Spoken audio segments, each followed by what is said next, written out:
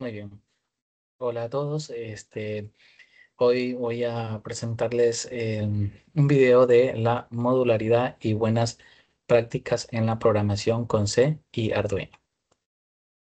Básicamente aquí vamos a abordar los objetivos de comprender la división de código en funciones, identificar riesgos de variables globales, aplicar estructuras de control eficientes, ¿no?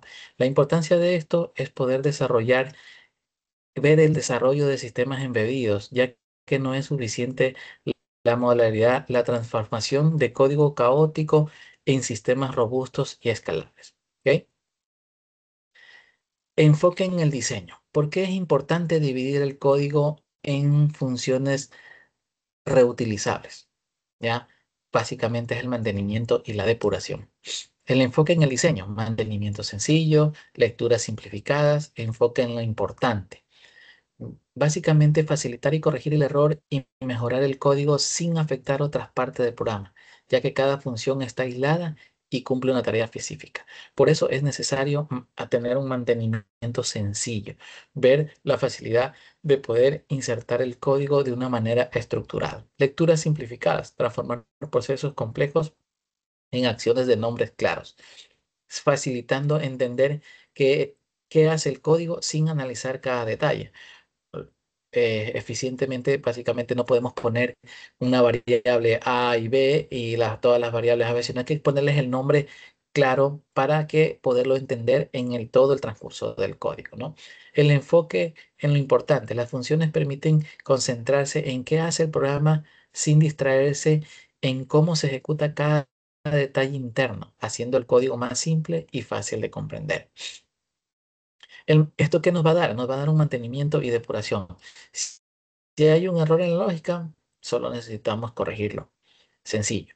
Facilita la prueba unitaria y componentes individuales. Reduce el tamaño total del proyecto compilado. ¿Ya? Reduce el tamaño total del proyecto compilado. Básicamente no tenemos código repetido o código repetible que básicamente obteniendo las funciones y manteniendo un código estructurado, podemos mantener una programación limpia, sencilla y de fácil mantenimiento y poderla depurar. Funciones reutilizables. Aquí les estoy presentando del lado derecho, podemos ver ese fragmento de un código de una función, donde por cuestiones didácticas es súper sencilla, ¿no? Vamos a evaluar A y B, vamos a sumar A y B y nos dará el resultado. En la programación ejecutándola, pues simplemente tendríamos que hacer llamar a la función total, sumar 5 y 3 y nos imprime el 8.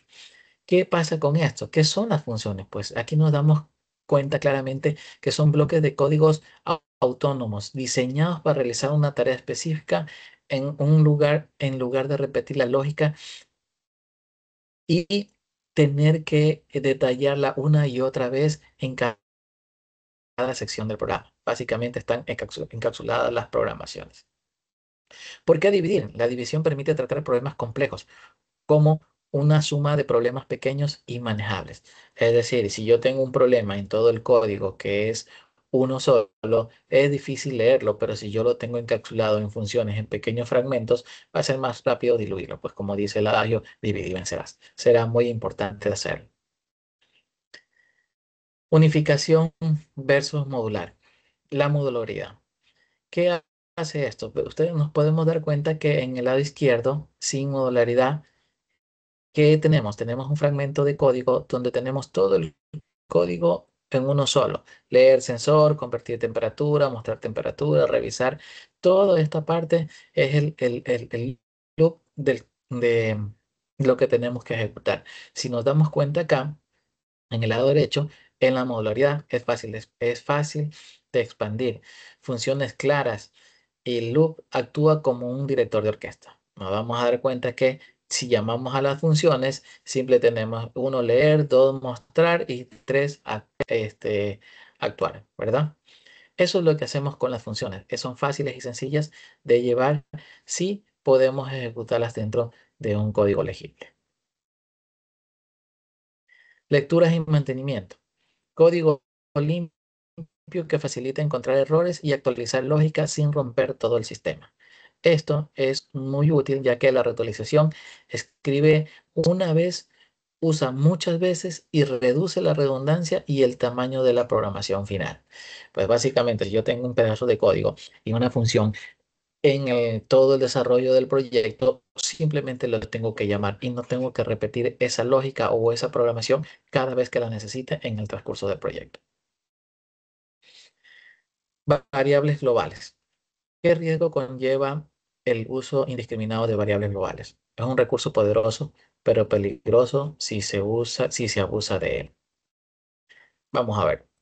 Aquí tenemos el ejemplo de una variable global, ¿no? ¿Qué pasa aquí? La variable global, todos la pueden usar, la tenemos aquí identificada, es un contador y se inicializa en cero. Pero cada vez que da vuelta en el loop va aumentando en uno. Pero esta no se va a inicializar al menos que se reinicie el programa. ¿Por qué? Porque esto de aquí es una variable global. Entonces, esto nos lleva a tener unos principales riesgos como los efectos colaterales. Cualquier parte del código puede modificarse una variable global causando errores difíciles de rastrear. El uso de memoria. Ocupan memoria RAM durante toda la ejecución del programa, lo cual es crítico en microcontroladores con recursos limitados, ¿no? Básicamente aquí tenemos que ser muy cuidadosos con el uso de la memoria. Conflictos de nombre. Aumenta la probabilidad de colisiones de nombres, donde una variable local oculta accidentalmente a una global. Es decir, yo puedo declarar una variable en la parte local y si yo me olvido del nombre o la estructura no está clara, puedo poner el mismo nombre en la variable global y esto me va a dar un error y difícil de localizar. Por eso hay que tener mucho cuidado con el uso de las variables globales. Estructuras de control. ¿Cómo ayudan las estructuras de control y cómo mantener un código claro y organizado? Los elementos fundamentales, estos son elementos fundamentales de una programación. Vamos a ver. Primeramente, la lógica y el flujo del programa. Aquí nos damos cuenta que tengo una representación de un flujo, un pequeño flujo, donde ingresamos dos números, los evaluamos y básicamente llegamos al final al final de la ejecución de este fragmento de código, ¿no?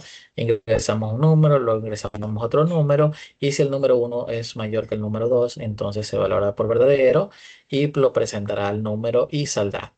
Si en caso contrario, irá por falso y saldrá.